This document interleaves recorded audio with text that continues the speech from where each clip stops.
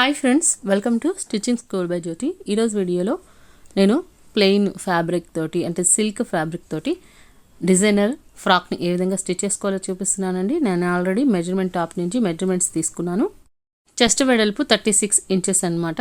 So దానికి సరిపడా కింద ఫ్రిల్స్ పెట్టుకోవడానికి మెయిన్ ఫ్యాబ్రిక్ని 2 మడతల మీద తీసుకొని ఒక్కొక్క ఇంచు వద్ద కూడా నేను మార్కింగ్ చేసుకుంటున్నాను. సో 1 ఇంచ్ ఫ్రిల్ అనేది పెట్టుకోవాలనుకుంటున్నాను. ఇలా 36 ఇంచెస్ వరకు కూడా మార్కింగ్ చేసుకొని అంతవరకు క్లాత్ని కట్ చేసేసుకుంటున్నాను. ఆ తర్వాత మిగిలిన ఫ్యాబ్రిక్ మీద నేను బాడీ పార్ట్ని అంటే చెస్ట్ పార్ట్ని మెజరింగ్ చేసుకుంటున్నాను. ఇక్కడ నేను లైనింగ్ని కూడా 2 మడతల మీద తీసుకున్నాను. సో పొడవు వచ్చేసరికి 15 ఇంచులు తీసుకున్నాను.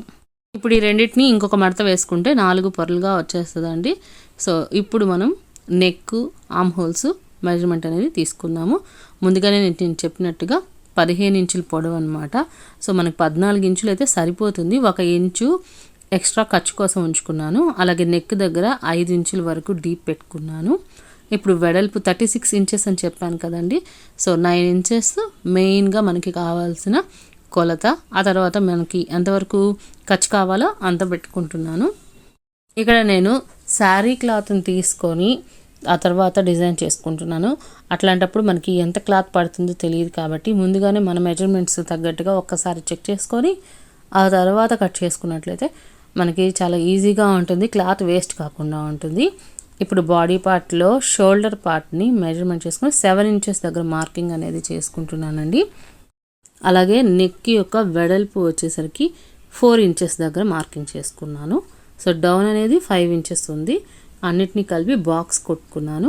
ఆ తర్వాత 7 ఇంచెస్ దగ్గర కూడా ఒక స్ట్రైట్ లైన్ కిందకి గీసుకున్నాను. ఆర్మ్ హోల్ లెంత్ అనేది కూడా 7 ఇంచెస్ పెట్టుకున్నాను. ఇప్పుడు ఆర్మ్ హోల్ దగ్గర ఒక 1 ఇంచ్ మార్కింగ్ అనేది చేసుకొని మనం రౌండ్ని గీసుకోవాలి. ఇలా స్ట్రైట్గా గీసుకున్న తర్వాత లోపల వైపుకి కొంచెం కర్వ్గా గీసుకున్నట్లయితే మనకి పర్ఫెక్ట్ షేప్ అనేది వస్తుంది. అలాగే నెక్ దగ్గర కూడా మనం లోపలికి 1 ఇంచు మెజర్మెంట్ అనేది పెట్టుకొని ఆ తర్వాత నెక్ షేప్ని డ్రా చేసుకోవాలండి. సో నేను నార్మల్గా రౌండ్ నెక్ని డ్రా చేశాను. ఇప్పుడు వీటన్నిటిని నేను కట్ చేసేసుకున్నాను. అంటే బాడీ పార్ట్ సపరేట్గా పెట్టేసేసుకున్నాను. ఇప్పుడు బ్యాక్ పార్ట్ని అలాగే ఫ్రంట్ పార్ట్ని విడతీసేసుకున్నాను. ఇప్పుడు ఫ్రంట్ పార్ట్లో కొంచెం డీప్గా కట్ చేసుకుంటున్నాను చూడండి, ఆర్మ్ హోల్ దగ్గర.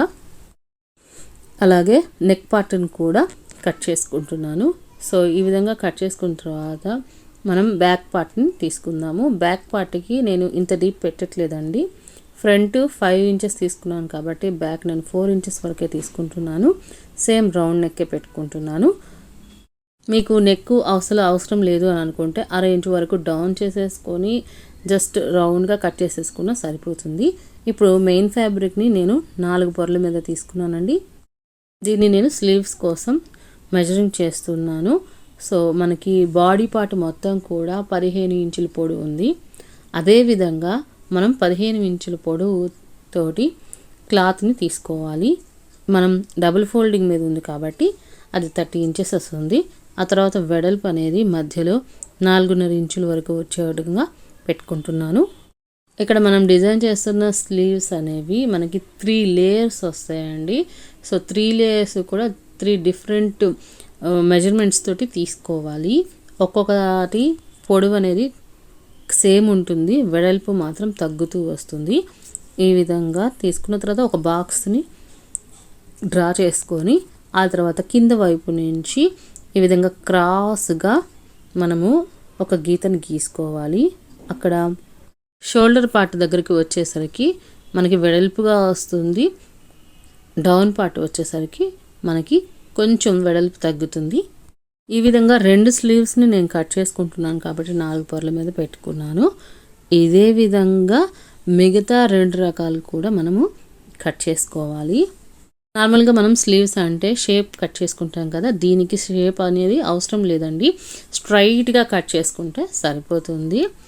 ఆ తర్వాత మిగతా సైజెస్ కూడా కట్ చేసుకుంటున్నాను. మరలా సేమ్ 30 ఇంచులు అంటే హాఫ్ వచ్చేసరికి 15 ఇంచులు పొడవు తీసుకోవాలి. అలాగే వెడల్పు ఎక్కువగా ఉంటుంది కాబట్టి 6.5 ఇంచు వెడల్పు తీసుకుంటున్నాను. మరి డౌన్కి వచ్చేసరికి మనకి 3.5 ఇంచుల వరకు డౌన్ చేసుకుంటున్నాను. ఆ విధంగా డ్రా చేసేసుకుంటున్నాను. ఇదే అన్నిటికంటే వెడల్పుగా ఉండే స్లీవ్ అండి. ఆ తర్వాత 4 ఇంచులు, ఆ తర్వాత 3 ఇంచులు, ఈ విధంగా 3 రకాలుగా కట్ చేసి పెట్టుకున్నాను. ఇప్పుడు మెయిన్ ఫ్యాబ్రిక్కి అలాగే లైనింగ్ ఫ్యాబ్రిక్కి కొంచెం తక్కువగా తీసుకొని పట్టీ అనేది కుట్టుకుంటున్నాను. ఇప్పుడు మనం కట్ చేసి పెట్టుకున్నటువంటి లైనింగ్ పార్ట్ని మెయిన్ ఫ్యాబ్రిక్ మీద పెట్టుకొని అటాచ్ చేసుకుంటున్నానండి.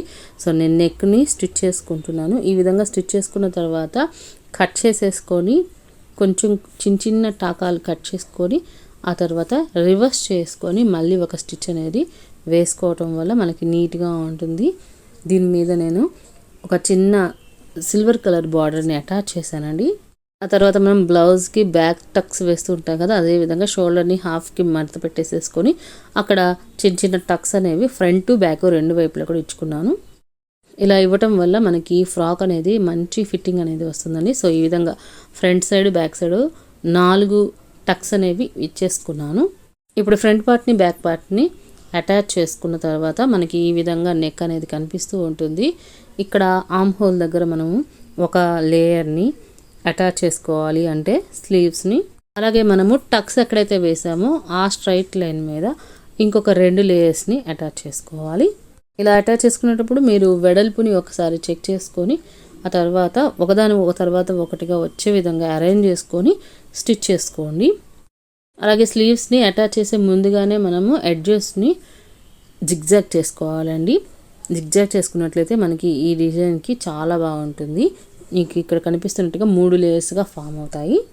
ఇక్కడ పైన కనిపిస్తున్న 2 లేయర్స్ని కూడా నేను షోల్డర్ దగ్గర మధ్యలో అటాచ్ చేస్తున్నాను. పెద్ద లేయర్ని మటుకు నేను స్లీవ్స్ దగ్గర అటాచ్ చేస్తున్నాను. ఇక్కడ మనము ఎక్కడైతే టక్స్ వేసుకున్నామో దాని మీద నుంచి మనకి స్లీవ్స్ని అటాచ్ చేయాలి. ఆ తర్వాత ఈ విధంగా రివర్స్ చేసి పైనుంచి ఒక కుట్టు వేసుకోవాలి. నేను కుట్టుకు బదులుగా ఒక లేస్ని అటాచ్ చేశానండి, అది కూడా చూపిస్తాను. ఇప్పుడు టక్స్ దగ్గర వేసాం కదా, సో దానికి ఇంకా కొంచెం అవతలికి వేసుకోవాలి. అది ఎక్కడికి వస్తుంది అని అంటే మనకి ఆర్మ్ హోల్ దగ్గరికి వస్తుంది. చూడండి ఇక్కడ నేను కనిపిస్తుంది కదా, ఈ విధంగా ఆర్మ్ హోల్ స్ట్రైట్గా వచ్చే విధంగా మనకి వస్తుంది. ఆ తర్వాత ఆర్మ్ హోల్ సైడు మొత్తాన్ని కూడా మనం కవర్ చేస్తూ పైపింగ్ అనేది వేసుకోవాలి. లేదంటే మీరు ఒక చిన్న షార్ట్ స్లీవ్ని పెట్టుకున్నా సరిపోతుంది. ఈ విధంగా మొత్తం కుట్టుకున్న తర్వాత ఇలా 3 లేయర్స్గా కనిపిస్తుందండి. వాటి ఎడ్జెస్ని నేను ఆల్రెడీ జిగ్జాగ్ చేసేసాను. సో మీరు వేరే కలర్తో కూడా జిగ్జాగ్ చేసుకోవచ్చు. ఇప్పుడు కింద పార్ట్ని ఫ్రిల్స్ని అటాచ్ చేసేసుకుంటున్నాను. సో ఇలా అటాచ్ చేసుకునేటప్పుడు రా ఎడ్జెస్ కనిపించకుండా ఉండటానికి నేను ఒక చిన్న టెక్నిక్ యూస్ చేశానండి. ఫైనల్గా లుక్ అయితే ఈ విధంగా కనిపిస్తుంది. నేను బార్డర్ని అటాచ్ చేసిన తర్వాత మనకి ఈ విధంగా కనిపిస్తుంది. సో నేను ఫ్రంట్ టు బ్యాక్ రౌండ్ నెక్కి అలాగే ఎక్కడైతే మనం స్లీవ్ అటాచ్ చేస్తామో షోల్డర్ మధ్య భాగంలో అక్కడ కూడా నేను స్ట్రైట్గా ఫ్రంట్ టు బ్యాక్ 2 వైపులా కూడా బార్డర్ని అటాచ్ చేశాను. చాలా అందంగా వచ్చింది. ఇక నేను లోపల వైపు రా ఎడ్జెస్ ఎక్కడా కనిపించకుండా ఈ విధంగా కుట్టానని చెప్తున్నాను కదా, చూడండి మనం 2 దగ్గర స్టిచ్చెస్ అనేవి వేసాం కాబట్టి ఆ లైన్స్ కనిపిస్తూ ఉన్నాయి. అలాగే మనకి ఎక్కడ కూడా పీసులు కనిపించకుండా లోపల లోడింగ్ తోటి అటాచ్ చేసాను. చాలా నీట్గా ఉంటుంది. ఇక కింది వైపున మనకి లైనింగ్ ఫ్యాబ్రిక్ కంటే కూడా మెయిన్ ఫ్యాబ్రిక్ పొడుగా ఉండేటట్టు చూసుకున్నాము. అలాగే పట్టి ఒకటి కుట్టేసుకున్నాము. ఈ వీడియో కనుక మీకు నచ్చినట్లయితే తప్పకుండా లైక్ చేయండి, షేర్ చేయండి, అలాగే ఛానల్ని సబ్స్క్రైబ్ చేసుకోండి. Thank you for watching.